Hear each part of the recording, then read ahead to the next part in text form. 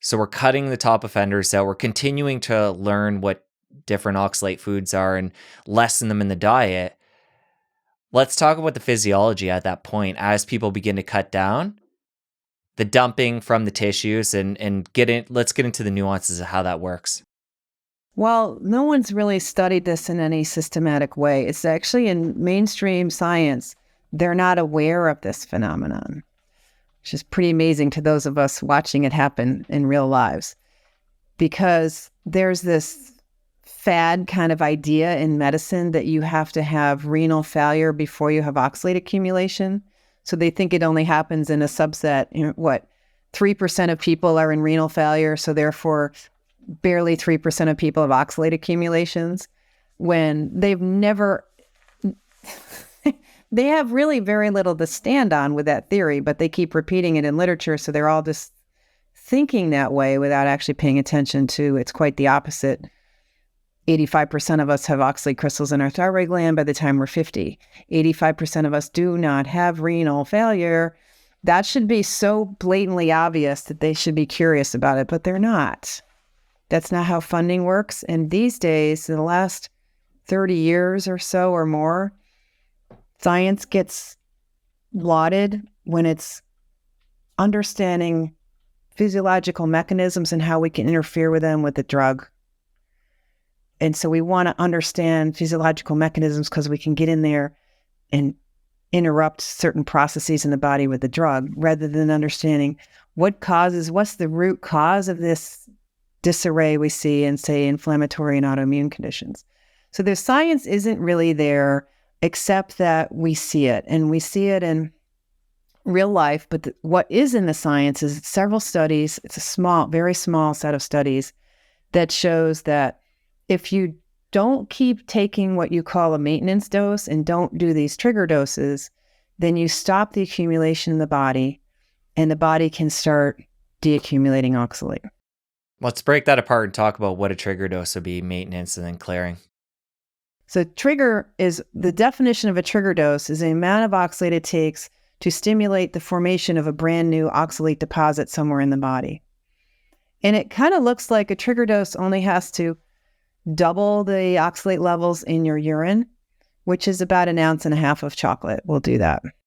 Wow. So 1.5 ounces of chocolate would be enough to be a trigger dose. Yeah. Yeah. Okay, so it doesn't take much. It doesn't take much. Let's define what a trigger, go into the nuance more of what a trigger dose is versus maintenance, because there's some science in your book talking about how to get the ball rolling with all this accumulation, you need to have a trigger dose. And once that happens, then you can start accumulating, the way I understand it, through more of a maintenance dose. Right. So the maintenance dose is some amount less than that. And how, there's so little science. This is based on doing studies with rats. It really isn't that ethical to give someone a trigger dose and then biopsy their tissues or whatever. You need to then dissect you in different parts and see where the oxalate is. And in order to do that, you'd have to use a radioactive dose to show that radioactive chocolate, so they've been able to do that with the rats, but it's pretty tough to translate into direct human studies to give you this precision of, but if it only takes a small portion of chocolate to do that much of an increase of oxalate in the body that turns on this triggering process, because where the accumulation happens in the body, which we haven't talked about, I just think is useful to just think about this for a second. It triggers accumulation because there's more hanging around in the tissues. It's fine. It's in the bloodstream. Down in capillary beds, there's high pressure pushing oxygen, nutrients, and oxalate into your tissues. It could be your eyeball, your cheekbone, your ear, whatever. And if there's something going on in those tissues, especially if there's some inflammation, infection, injury, that's going to make it harder for the cells in those tissues to repel the oxalate that's being pushed at them after meals. So that's where you get the triggers setting up, where you've got injury, infection, and it could be that the oxalate just injured the tissue right there in your gut. Maybe the crystal injured the tissue, and then you've got oxalic acid right there, boom. There isn't a lot of documentation of oxalates in the gut. It's a turning over tissue, but there's a lot of traffic back and forth. But so you're going to get this trigger accumulation in some place, something you used all day. So maybe you typed all day and then had chocolate for dessert, and then at night you high oxalate overnight because it takes 4 hours or 10 hours for oxalate to get out of your gut and out through your kidneys. You're going to have this triggering happening at different times of day under different circumstances. And so it's idiosyncratic when and where it shows up, but it's going to be somewhere in your body. Then the next day you just eat regular food, like a maintenance dose. What is it? I don't know. Is it 30 milligrams of oxalate? That's an extra big iced tea.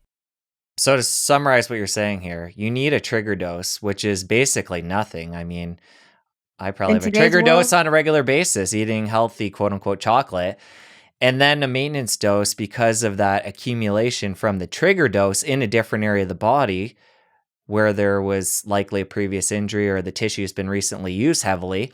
The trigger dose is going to accumulate there, the oxalates. And then the next day you're having just a moderate amount of oxalates, which is like basically nothing. And then because you've had that trigger dose and then the accumulation start, it's going to further facilitate problems in that area with a maintenance dose. That's right, because the body's response to the trigger and the accumulation would be to get rid of it. But it can't get rid of it because the maintenance dose tells the body, well, the kidneys and the body is busy with this other oxalate, so we can't move this toxic piece because there's another toxic piece in the way. So the maintenance dose is getting in the way of the body's desire to get rid of that accumulation. And it sounds like it's a real chicken and egg thing with the inflammation, because the oxalates tend to go to areas that are inflamed in the body, but when they go there, they cause inflammation. So you can see how it's just a cycle that's going to feed itself. Plus, you mentioned the fact that oxalates in and of themselves can cause inflammation. So it's like a lot of different variables and things happening with that. Well, you get this progressive problem. Like my feet just wouldn't get better. They just wouldn't until I was almost 50. I turned 50. Now that oxalate's finally out of the way, that long frustrated attempt to have healthier connective tissues in my feet was now successful. But in the meantime, my maintaining a high oxalate diet meant the connective tissues were never good in my feet and maintained pain. But you basically, if you have old stuff that kind of lingers and never fully resolves, this could be why. Well, let's talk about that third category where somebody is really lowering oxalates. They're going to start clearing them out of tissues where they've been building up. How low do they have to go? We know 30 milligrams is maintenance. How low do we have to go to start expelling what we've accumulated? Well, this is where there's absolutely no math that fits every human being on the planet. It seems that whatever plane you're on now, your body's doing the best it can to manage that plane. So if you're eating 1,000 milligrams at breakfast with a green smoothie and then having another 200 with lunch and another 500 with dinner, your body is in the most defensive mode it can be. It's in the sequestration metabolism. So it's trying to limit absorption and it's trying to pull it out of the bloodstream so the blood isn't constantly toxic. So you're really loading up in that state. And sometimes it just takes cutting out the smoothie could be enough. And then the body's like, because it's desperately overloaded. You can think of an old rickety cart of too much fruit on the back of it. It's so over top heavy that the thing is spilling. You're spilling out oxalates anyway. And so you're going to start clearing and spilling oxalates pretty quickly when you lower it. So even though in the science we say this much was the trigger dose and this much is the maintenance dose, in reality, your system has been adapting. Your system is not a petri dish. It's adapting to your situation and it gets used to your regular exposure levels and anticipates that and is trying to adjust as much as it can. So any major change in the amount of oxalate you eat could trigger this clearing process, which can trigger new symptoms and make you feel sick. If you enjoyed that clip, press here for the full episode. I'll see you over there.